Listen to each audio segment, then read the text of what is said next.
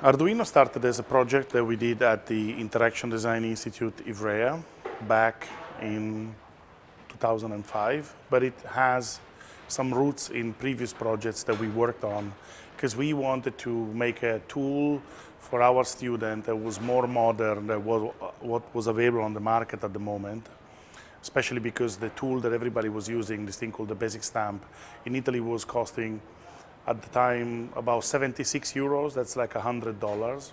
So it was very expensive for the students. They wouldn't do too much work because they didn't want to spend money on buying many boards that are expensive. So what happened, we started to look at possible alternatives, and also we were working on a processing language, because Casey Rees, one of the founders, was one of the teachers in Ivrea. So we thought, why don't we try to figure out how to make processing for the hardware? So we worked with a student who did a thesis on the topic, and that produced the wiring platform. And Hernando Barragan, is a Colombian student, worked on it. And then after Hernando made wiring, we started to figure out how could we make the whole platform even simpler, even cheaper, even easier to use. And then we started to essentially re-implement the whole thing as an open source project. We wanted it to be open source so that everybody could kind of help and contribute. Then we had another issue that there were a lot of discussion about the school closing. So we decided, okay, let's try to make this platform and open it up as much as possible. Entonces pasamos de discutir lo que nos gustaría tener a discutir cómo hacerlo. Y en el momento que empezamos a discutir cómo hacerlo, Máximo había hecho algunos experimentos con una tecnología, yo había hecho experimentos con una tecnología diferente, discutimos sobre qué era lo mejor y decidí, por mi parte, probar la tecnología que tenía Máximo, porque era mejor desde un punto de vista de la compatibilidad con diferentes sistemas operativos. Revisé el hardware, encontré un par de bugs, lo arreglamos y bueno, ya nos pusimos a hacer placas. Es decir, el proceso desde el momento que empezamos a trabajar en serio a tener una placa fue un proceso de 2 días y el resto fue ya software.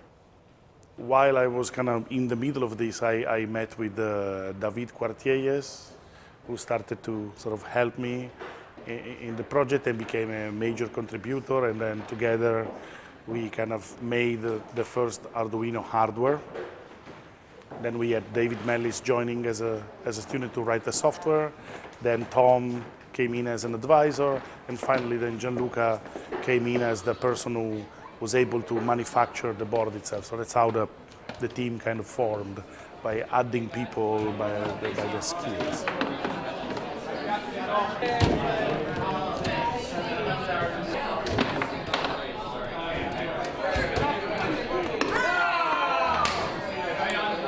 We'd been using wiring boards and wanted to port a bunch of programs to a cheaper microprocessor, basically, to install in some installations.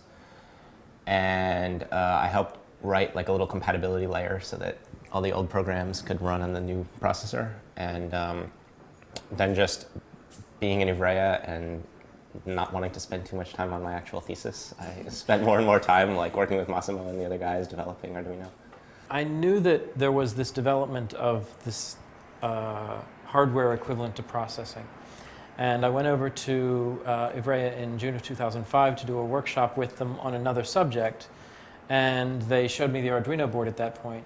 And I looked at it and I said, you know, this is great, and it definitely works for your school, works for my school too, but I think it could be a larger thing. And I think more people would want to use this. And Massimo said, well, that's good feedback, thanks. And then I went back to the States, and a couple weeks later they wrote to me and said, you know, we want to go further with this, and we want to try and get it to the larger world. Do you want to join us as part of the team? And I said, yeah. And it was just, for me, it was a case that this is a tool that I could see using myself, and therefore I could believe in actually helping to get it out to a wider world. After the first prototyping, there was the needing or the desire to start to manufacturing something in a more professional way and in a more commercial way, because all the first sample was and mounted was doing just to let them work. After Massimo and David decided and understood the prototype was working, they needed to make a bigger batch. So we decided to work on 200 units, and I made a little redesign, a little design for manufacturing in order to produce them. It was a test. They agreed with their school, Interaction Design Institute and the K3 of Malmo, to buy 50 each. That was a good starting point. That means we will not lose all the money, but at least half was coming back. The selling price was exactly what we paid for. I think we earned €1 for each board. That is nothing considering all the effort we put inside. And after some advertisement, after some speaking with friends, this movement started to move. And so we received the first call of first customer asking for one board. They was a friend of Massimo and David, but it was the beginning of something. A few months after meeting, he said, hey, Nate, SparkFun, you guys should carry this thing called Arduino. And I looked at it, and at that time it was the through-hole version, the RS-232 version. And I said, this looks very, very interesting, but I didn't really understand it. And I hadn't wrapped my head around it. And so he said, you know, Tom, I don't think it's for us. We don't really do kits. We're not sure how people are going to react to this. And so I decided against it. It was a few months later, 6-7 months later, that Arduino came out with the full USB version and fully assembled and tested and ready to go. And Tom, again, came to us and said, hey, SparkFun, you should really carry this.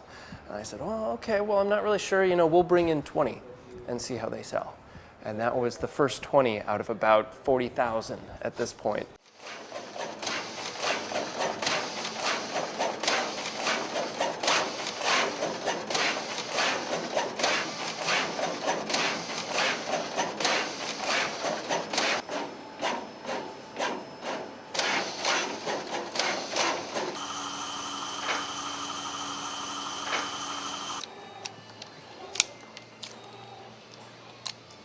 La primera vez que escuchamos oír hablar de Arduino fue a David Cuartielles en una actividad que se llamaba los Jueves de Media Lab, que fue de hecho fue la primera sesión de esa actividad que seguimos haciendo. Y él suelta ahí su rollo y al final, ¿no? Después de hora y media de estar escuchando toda la historia de David, aparece que está involucrado en este proyecto, pero una cosa muy pequeña, ¿no? Entonces, para mí era como, wow, por fin, o sea, a ver, David, ¿por qué no empezaste por aquí, no? Os quiero hablar de Arduino. Arduino es el último proyecto que lo terminé la semana pasada con el director técnico de este servicio. Le dije, ¿no crees que sería bueno que hiciéramos algo que pudiéramos ofrecer gratis? Dice, gratis, digo, sí.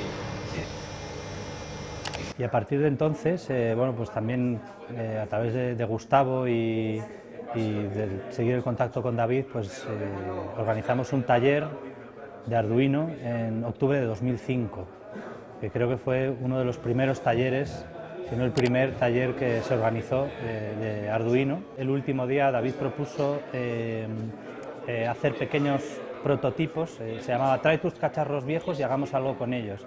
Y de ahí surgieron proyectos que fueron muy interesantes, pero la gente continuó haciendo pequeños instrumentos electrónicos, pequeños robots. Mucha destreza. Arreglado. Well, let's see. At the time, I was senior editor at Make. Make was only a couple years old, And I had heard about this Arduino project, and I saw it online, and I said, wow, a lot of people are starting to talk about this. I should check it out. And I got one of the boards, and I said, wow, this is fantastic. Beginners are going to love this. It runs on Mac, it runs on PC, it runs on Linux. This is exactly what everyone wants. At the time, a lot of people were using basic stamps. They were using all sorts of microcontrollers. And I come from using design tools like Flash and processing. And I'm like, oh, this is perfect. Exactly what I think everyone's going to want. And this was in the beginning of when Make was starting to have a store.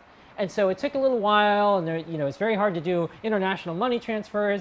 Basically, we started selling Arduinos and Make right away.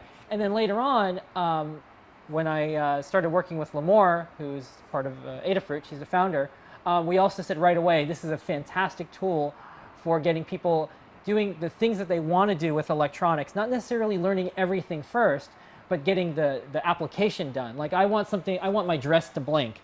Very hard to do if you just wanted to learn electronics. With an Arduino, you can get that done in a few minutes.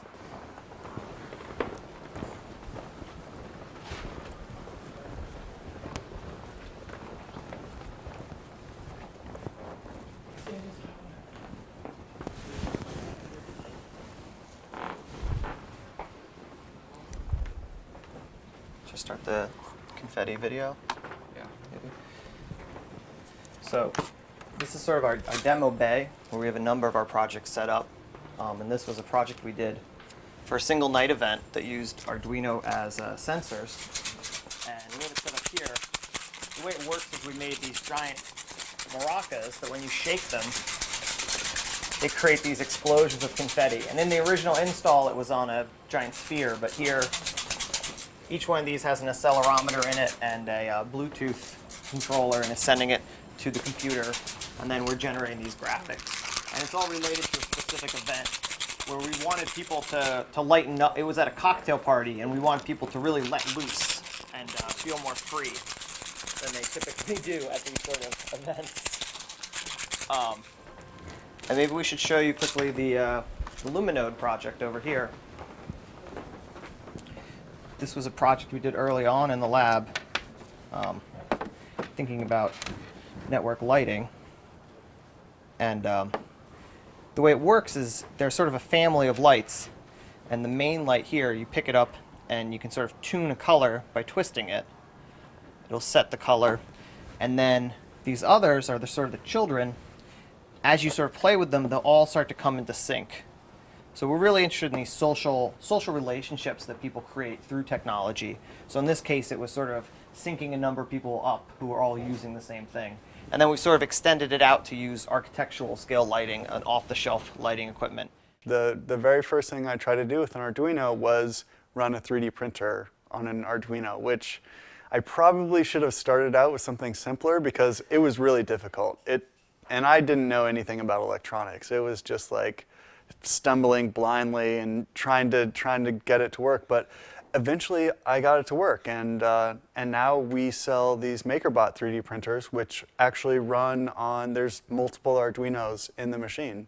So this is a 3D printer, and what that means is it takes a 3D model from, you can download one from the internet or design it yourself, or scan in a 3D model of an object, and then it prints with plastic. So this right here is a filament.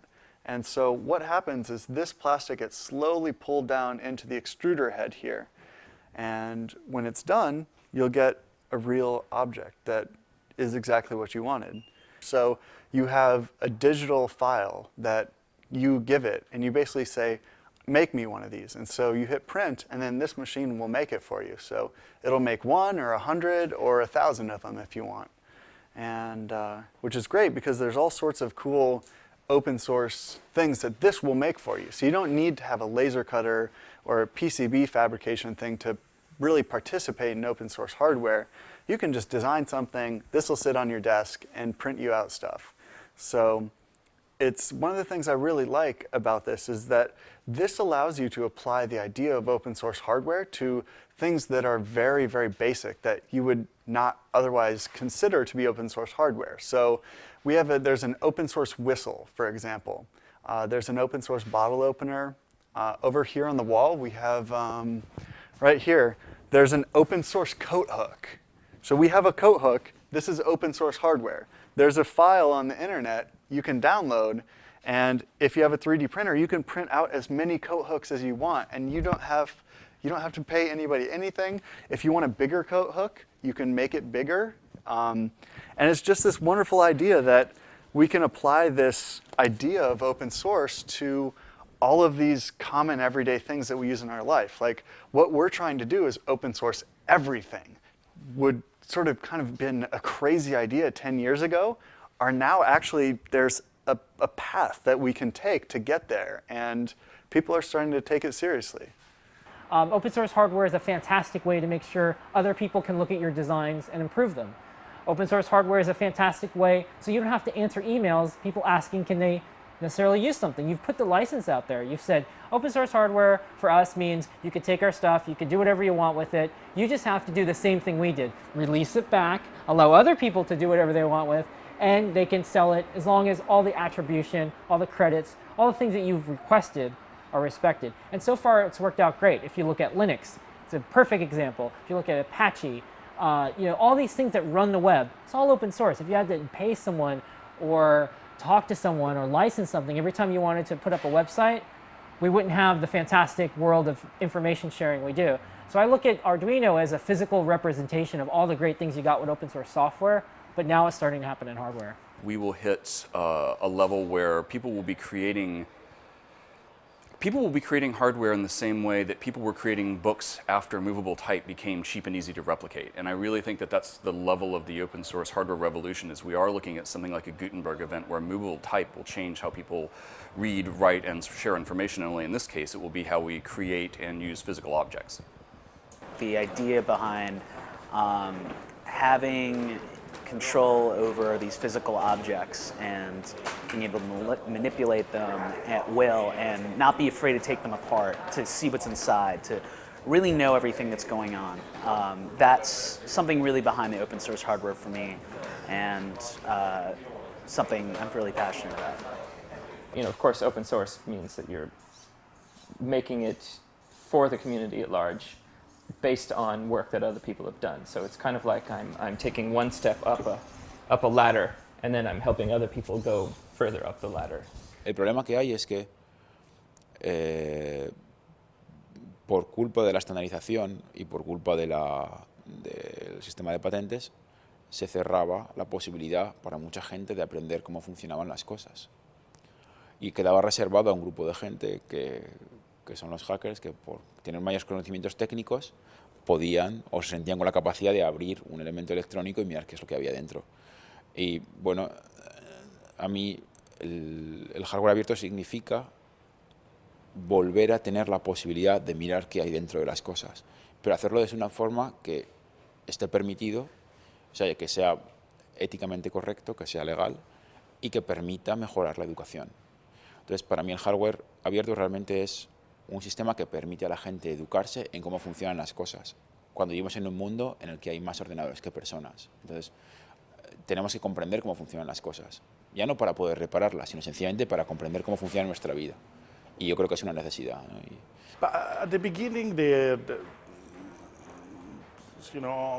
on the whole question of open source hardware versus open hardware, open source, it's still very complex. It's a very complex situation. There's still not very defined standards or licenses or processes. For us at the beginning, it was a specific need. We knew the school was closing, and we were afraid that lawyers would show up one day and say, everything here goes into a box and gets forgotten about.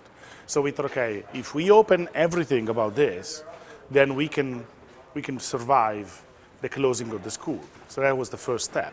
Then we started to figure out that there was a way to get a very nice ecosystem of people participating and making extensions, making derivatives and helping. And then our activity of talking to manufacturers and making them to build things became an interesting study on how there could be a business model that would apply to open source. Y para nosotros fue muy importante, ¿no? Como un espacio cultural, ¿no? De experimentación, intentar aplicar también esas lógicas de las herramientas libres a los procesos de trabajo. Y eso fue también la idea de Interactivos, un espacio donde la gente pudiera desarrollar sus propios proyectos, pero que también hubiera gente que se pudiera involucrar como colaborador, porque el proceso es abierto a la participación de cualquiera. Entonces, para nosotros es ahí siempre, no sé, como una relación muy estrecha y una sensación de que siempre tratamos de inspirarnos en algo tan sorprendente, ¿no? Como todos los procesos del software libre, y en este caso, que no habíamos oído nunca hablar, ¿no? De que hubiera también hardware libre, ¿no? Y esto pues, nada, fue como un hervidero, ¿no? de posibilidades que se dispararon en muchas direcciones. I love open source hardware. I think everything should be that way. It's great for education. I like sharing what we've learned, and it's easy for the kids to find out more. And it would be great if they could build their own things. Yeah. I did not learn microcontrollers until my middle years in college, till the end of college. And I was really blown away by how easy it was to use, Arduino namely being the forerunner development board. I think given the right series of events, if Arduino and electronics could be taught in high school, I think there's a big future for not only engineers but also artists, also digital media, interactive design people. If they can learn that in high school, imagine how much more they can do later in life.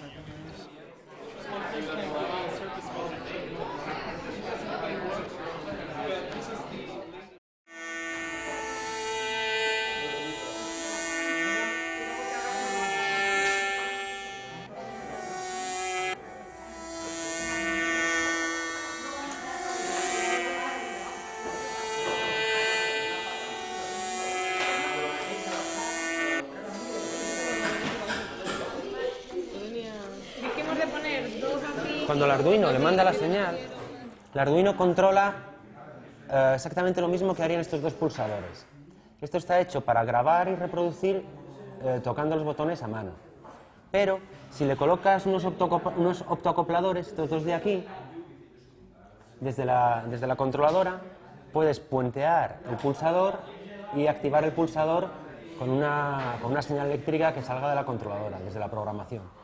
Entonces, por eso el Arduino es tan potente, porque puedes controlar cualquier cacharrillo que funcione con pulsadores. Es una herramienta fantástica para que los chavales de esta edad tengan un contacto con un montón de realidades que viven. O sea, primero para que aprendan que hay otro lado, aparte del lado de consumidor y de usuario y mando a distancia con los electrodomésticos, que hay una forma de conocerlos por dentro y de tener el control otra vez, ¿no? Porque estos chicos ahora mismo todos tienen un montón de cacharrería que apenas saben cómo funciona.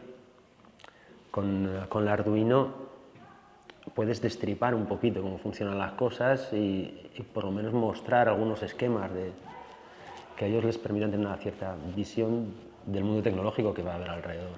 Y luego es muy divertido. Es muy divertida y sirve para enseñar electrónica, sirve para enseñar a pensar, sirve para enseñar a tener proyectos a medio plazo y trabajar en equipo, para participar en una comunidad, documentarse. The potential for students when they're just learning how to use the computer to learn how to make things with computers, to me that's powerful, and what that would actually mean long term for students with only $50 to be able to plug something into their computer and make something with it over and over and over again and iterate it and share it, and the type of creative community that can engender in young people, to me, I think that's going to change everything, and really excited to see what happens as it develops.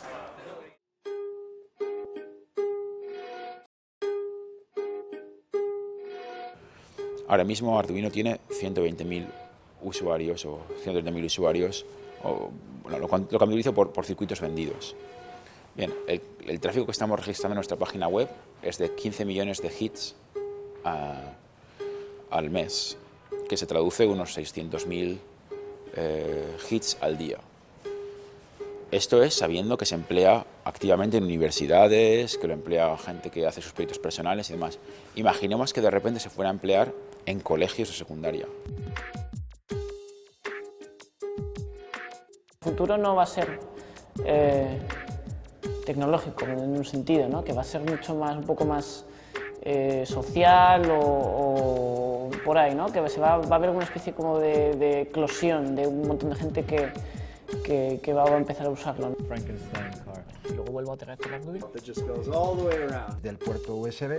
I definitely see Arduino taking one path of just being very easy to use, even easier than it is now. So making it easier for beginners to get into it. One of my favorite distortion pedals, a big muff, with my favorite microcontroller board, an Arduino.